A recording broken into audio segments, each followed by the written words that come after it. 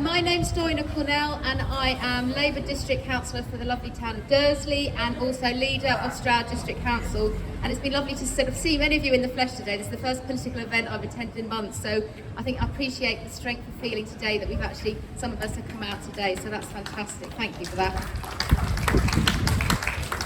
First of all, I want to say what's really positive about this campaign, as you can see, the fantastic cross-party support. Great to hear from my colleague Catherine here on the District Council, and that's one of the things I want to talk about. Before I do that, I'll just mention about the Labour Party. So, someone just said just before me, it's absolutely crucial that the Labour Party nationally takes on this and makes it their own. And there are many Labour members who feel very strongly about this.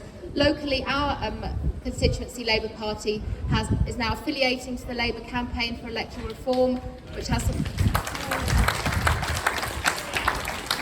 some really powerful advocates who've really put the case together to demonstrate to the Labour Party this is absolutely the way forwards, and we're affiliating locally to that. And also we are submitting a motion to the National Policy Forum. Those of you familiar with how the things work in the Labour Party, it's all a bit bureaucratic, but these are the things we're trying to do, and I think we need to build that movement now. Now is the time to crack on with it. We can't wait until just before the next general election. And absolutely echoing the point made just before, is it has to be in the Lex Labour manifesto. It's absolutely essential that happens. What I'd like to do is really strengthen some of the points that Catherine made before me, and one of the criticisms we get it back from some of our fellow Labour members, is criticism of what the results are when you have a system of proportional representation.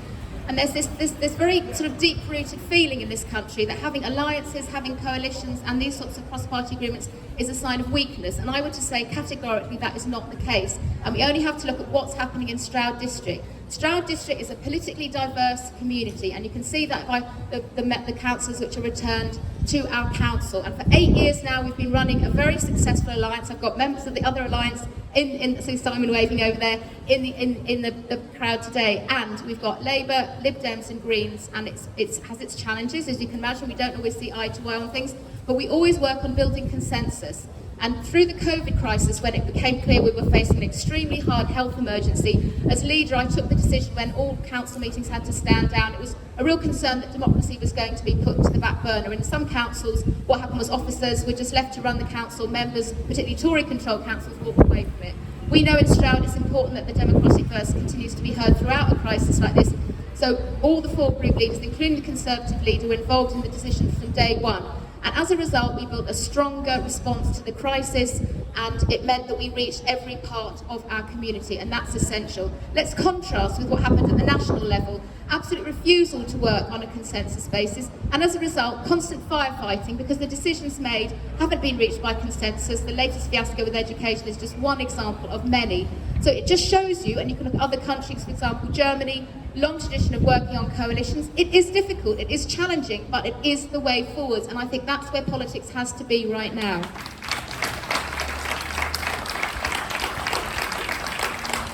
And I would say that at the end of the day, that is what we want to do. Whatever system we want in place has to be best for people who vote and our local residents. I'm sure, you're here because you feel passionately about this, but let's be quite honest. People in our community right now aren't really concerned about the voting system. They're concerned about their children's education, they're concerned about their health, and about whether they've got a job at the end of the day. And so we have to really tell a story which will make them reconnect with that and make them understand this is absolutely crucial to their lives. And when they get to vote next May for the local elections, but beyond that, the next national election, whenever it is, this will be one of the most fundamental issues on which we need to campaign nationally. And I hope that's where we can have great consensus amongst all the progressive parties. I think we also need to identify where there are Tories who are sympathetic and use them if they're backbenchers to pressurise the National Party. I'm sure they won't have any interest nationally in adopting this, but that is something that we have to do. So I'll just finish there and say it's a really good thing. I'm so pleased for Eva and Robin to keep it going. It's quite challenging at this time, but thank you so much.